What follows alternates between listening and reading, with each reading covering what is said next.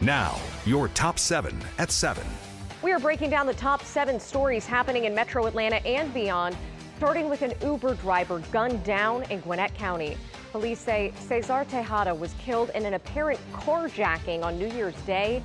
15-year-old Christian Simmons ordered the Uber, and police say he shot Tejada after being taken to the requested destination. Simmons is being charged as an adult.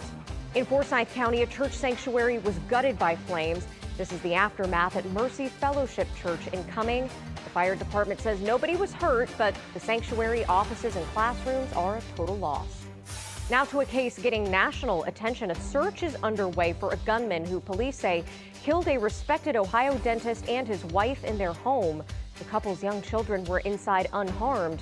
Police haven't released any details about a possible suspect or a motive. And we'll have to uproot everything, our home, and we're leaving family behind here. Georgia families having to make tough decisions after Affordable Care Act tax credits expired. But some state lawmakers are working on a bill to mimic the savings offered by the subsidies. They'll try to get it passed at the start of the session in 2 weeks. The Dirty Birds are gearing up for their final game of the season. The Falcons will host the New Orleans Saints Sunday at 1.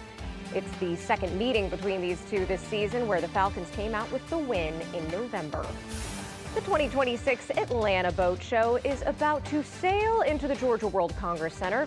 Hundreds of boats arrived today. The show itself starts next Friday. And Georgia Tech bringing unique art to Hartsfield-Jackson Atlanta International Airport. An exhibit called Transport, Transform, Transcend is now on display in the T Terminal. It will be there through November. That is your top 7 at 7. You can find more on all of these stories on our free Atlanta News First app.